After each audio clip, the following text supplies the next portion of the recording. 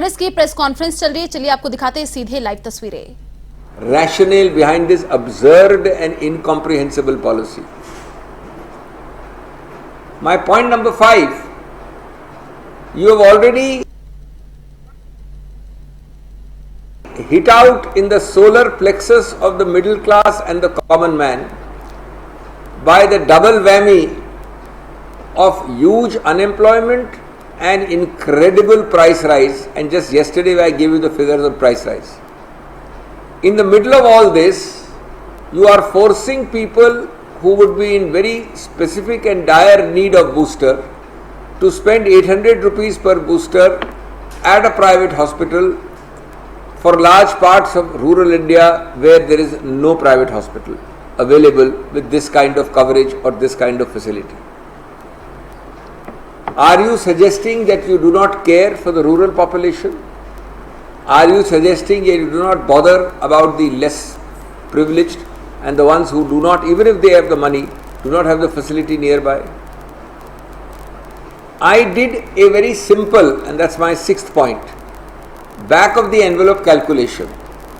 Now I am not saying the calculation is right, we will take alternative figures.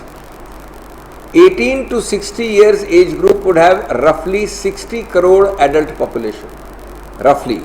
I may be wrong, it could be 50 crores, it could be 65 crores.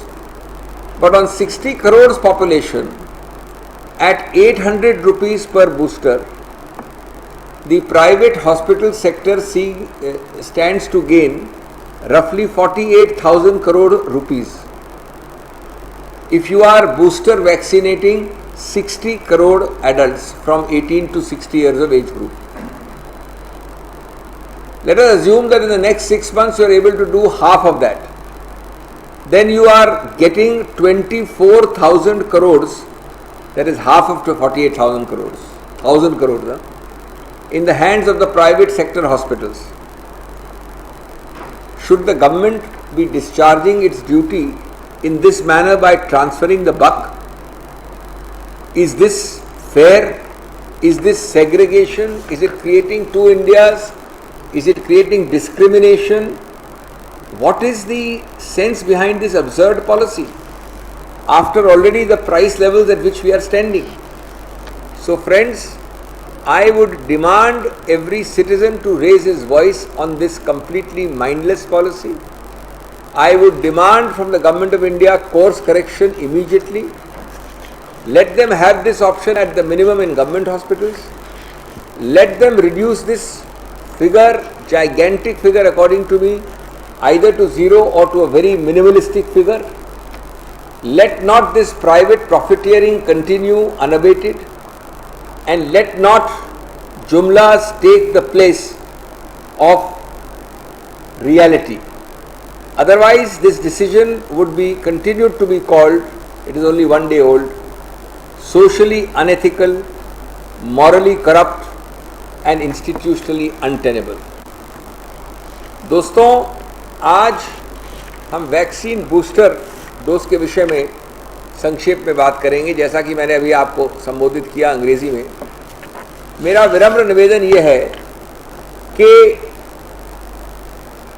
ऐसा सौदा स्वास्थ्य का कैसे कर सकती है मोदी सरकार? स्वास्थ्य का ऐसा सौदा कैसे कर सकती है मोदी सरकार? महंगाई वैक्सीन बेचकर खड़ी है, गरीब अमीरों के बीच में एक खड़ी की है दीवार। और मैं इसको आपको बताऊंगा कि ये दीवार कैसे बनाई गई है। आज ये समझ नहीं आ रहा है कि महंगाई वैक्सीन से सरकार निजी सेक्टर और निजी अस्पतालों को करने दे रही है महामारी में मुनाफाखोरी, महामारी में मुनाफाखोरी। और इसके कुछ बिंदु मैं आपके समक्ष रखना चाहता हूं जो किसी भी आयाम पर समझ भी नहीं सकते, उनको जस्टिफाई करना तो दूर की बात है, समझ ही नहीं आ सकते, इतने अजीबोगरीब हैं। लेकिन सबसे पहला और मुख्य आयाम है कि ये दीवार बनाता है गरीब और अमीर के बीच में, ये दीवार खड़ी करता है। चाइनीज गुड्स तो आपने बैन कर दी, लेकिन चाइनीज वॉल्स बना रहे हो आप। ग्रामीण भारत और अर्बन भारत के बीच में, शहरी भारत के बीच में ये दीवार खड़ी करता है जिनके पास सुविधा है निजी अस्पतालों की और जिनके पास ये सुविधा मीलों तक नहीं है। क्यों है ऐसा? आप इन 4-5 बिंदुओं पर ध्यान दें।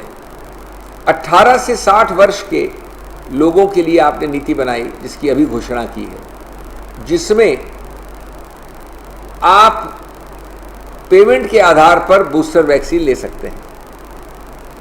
जैसा कि हमारे पिछले कुछ वर्षों का अनुभव रहा है, लगभग बूस्टर वैक्सीन का न्यूनतम खर्चा 600 रुपये प्रति व्यक्ति प्रति बूस्टर होगा। मैं ये निचला फिगर ले रहा हूं, कम फिगर ले रहा हूं। उसमें जोड़िए लगभग न्यूनतम 200 रुपया और, क्योंकि कोई भी निजी अस्पताल उसके बिना आपको इंजेक्शन नहीं लगाएगा। ये भी मैं न्यूनतम फिगर ले रहा हूं, तो कम से कम 800 रुपये का एक बूस्टर मिलेगा आपको।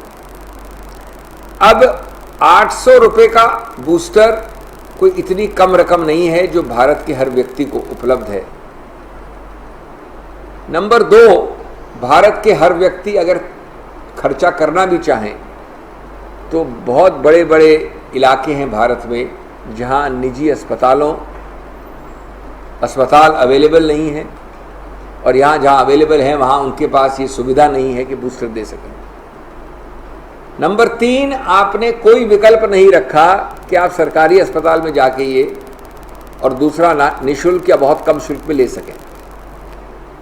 नंबर 4, क्या इससे आप गरीब अमीर और ग्रामीण और शहरी के बीच में बड़ी कृत्रिम लेकिन सच्ची चीनी दीवार नहीं बना रहे हैं?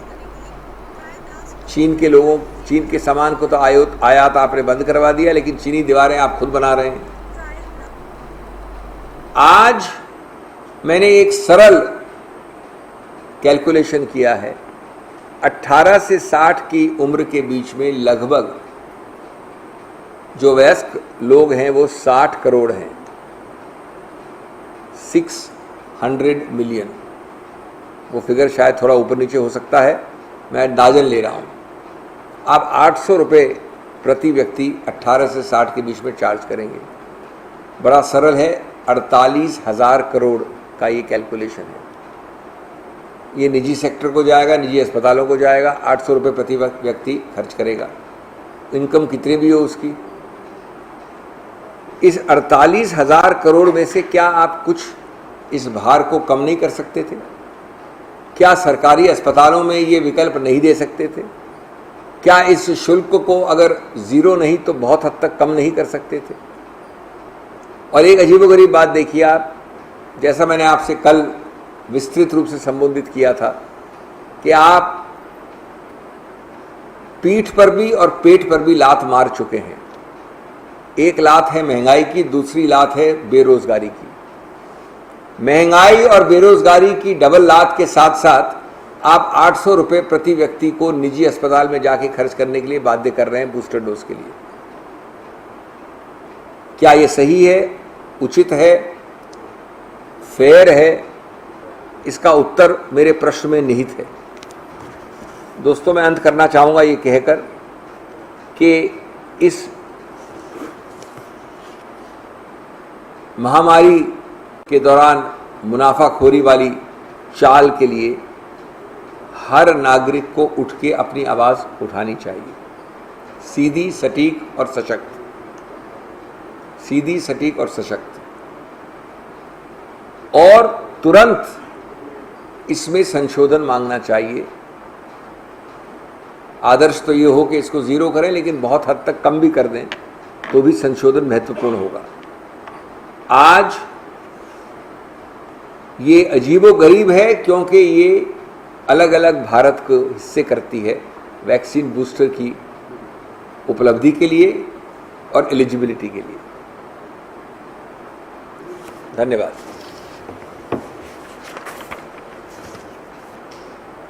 सवाल आपके हैं कोई?